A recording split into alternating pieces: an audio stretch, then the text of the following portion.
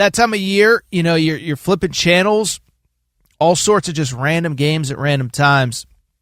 And Thursday night, got home from dinner, was just looking for something to watch. There wasn't very much on.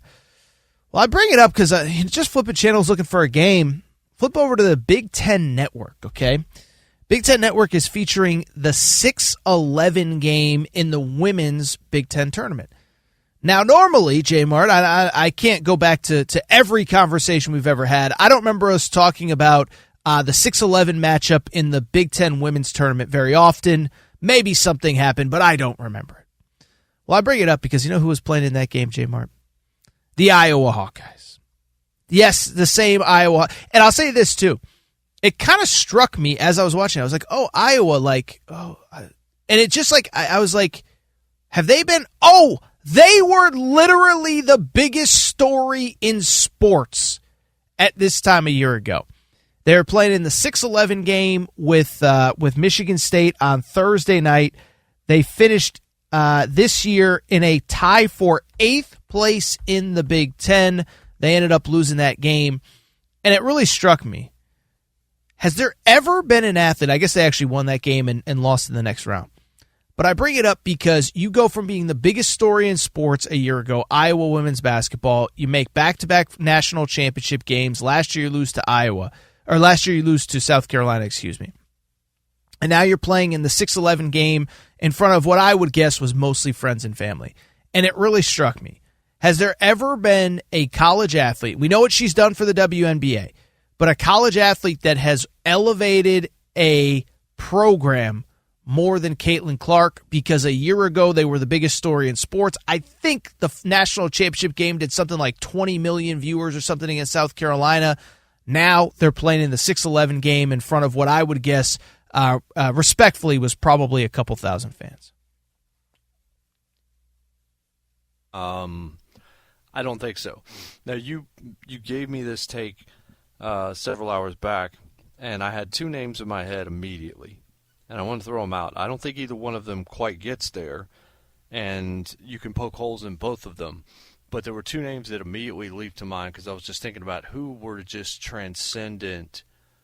Everybody was paying attention to them, college athletes at programs that didn't matter prior and pretty much didn't matter after. I'm going to go in order. I'm going to get to the one I think is probably the better case second. But the first one would be Steph Curry at Davidson. Oh, that's a good one. Because nobody cared about Davidson at all.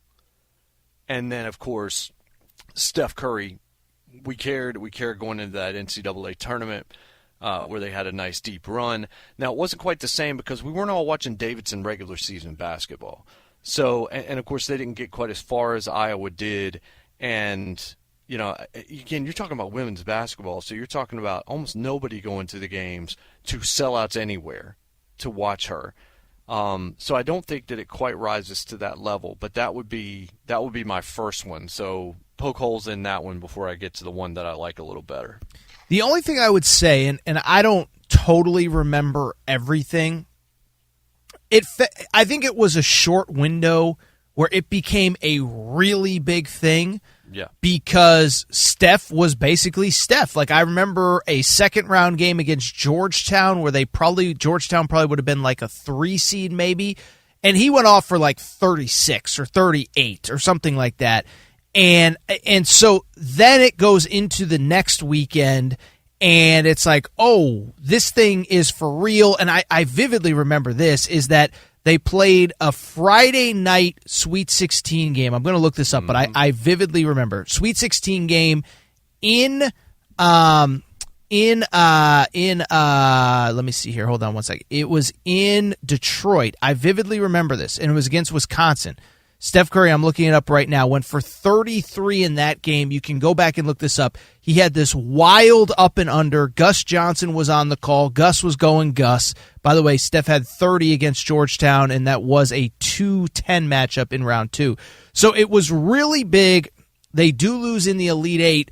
The one parallel that I would say is that there was the crossover into the following season a little bit like Caitlin Clark. Now, it never got as big. He wasn't setting records. Davidson the following year wasn't as good. And actually, I don't believe they even made the NCAA tournament the following year. But I just bring it up because I think there are a lot of parallels there. But I will say this. It wasn't as big. It wasn't as extended. But one, you talk about going from nothing to something immediately. There's a carryover, and then the immediate fall off after he leaves. I would just say it was confined to a very narrow, probably 2 to 3 week window. Yeah, okay. So I agree with that, and this next one, which I like better, I also don't love because of kind of the aftermath of it. Not for the program, but for the athlete in particular. The second one is Jimmer Fredette at BYU. I understand that BYU's ranked right now, but I get that. Like the difference for me here with Jimmer is Jimmer didn't do anything in the pros. I mean, he went to Sacramento, but didn't really ever do anything in the pros. And Caitlin Clark is going to have a good pro career, but no one knew or cared about anything but BYU football. And then Jimmer Fredette, Jimmer Mania, if I remember right, lasted for a season. Yeah, it was a thing all year. It was kind of a big deal because he was making shots from everywhere. And, I think it started in the tournament, and then he came back, and it was hot the next year, which is very similar to what we saw with Caitlin Clark. And then BYU went back to being a football school the second that he left. He just didn't have the success. And, of course, BYU didn't go anywhere near as deep as Iowa did, but he certainly didn't have the pro-level success that Caitlin Clark is going to. But I still think that one's a little bit closer.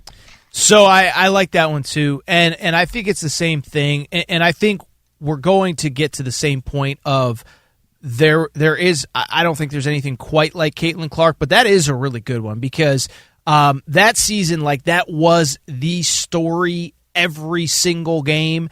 And by the way, similar player, deep threes, 35 on any given night. And it was at a school that nobody cared about before, nobody has really cared about since. And yeah, I think those are two really good ones. I couldn't come up with anything good. This was the best one that I could come up with, and I think it sucks. I actually think yours are much better than mine. I do think that one season of Cam Newton at Auburn where it was every single year it just built up, every single week, it just built up, and they were, I don't remember now, but fringe top 25, and by the end of the year it's oh my God, this is unbelievable. And then they immediately went, Gene Chizik got fired, I believe, not the following year, but the year after that. That was one that I thought of. But listen, Auburn has played for a national championship since then, so that's why I didn't love that parallel. But just shows you the impact of Caitlin Clark. And obviously the other thing, too, is the trickle-up effect to the WNBA. But, yeah, I actually like yours a lot, J. Mart, of Jimmer Fredette. I think is a really good one. I think Steph is a really good one as well. I don't know that there's been anybody quite like Caitlin Clark before or since, though. No, I mean, all credit to her, but yeah, I mean, your point is right. When you said that you had watched some of that, I was like, you did what? But then it was just the take makes all the sense in the world. I mean, right now it's almost as if they don't have a program. With no disrespect to the women that are playing or the girls that are playing, nothing about their ability or whatever. It's just they don't. There's no attention paid whatsoever. You go from completely sold out to you could hear a pin drop. That's got to be a dramatic shift, especially for those that played with her last year. I know. That's almost got to feel like, I don't even know what that would feel like, but it would be hard to get psyched up to play basketball after getting used to what you got used to the last season and a third or whatever that was, to then go back in there to where you got to be careful and not actually use any bad language on the court because everyone's going to hear it in the building. It's a very interesting conversation, and I think you did a good job of thinking of a couple. And I will add, I'm glad I told you before because I thought you came up with a couple really good ones. And yeah, I can't even imagine what it's like for those girls that were part of back-to-back national runners-up who were playing in the 6-11 game in the late game at the Big Ten women's tournament earlier this week.